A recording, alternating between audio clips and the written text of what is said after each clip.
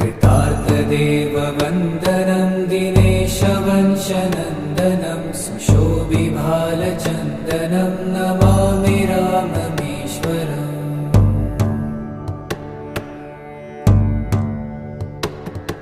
मुनीन्द्रयज्ञकारकं शिलाविपत्तिहारकं महाधनुर्विदारकं Namami राममीश्वरम्।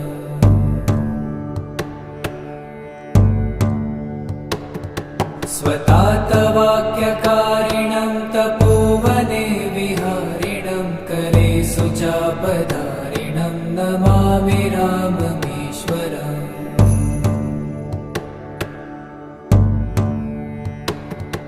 कुरङ्गमुक्तसायकं जटायुमोक्षदायकं प्रविद्धकीशनायकं Namami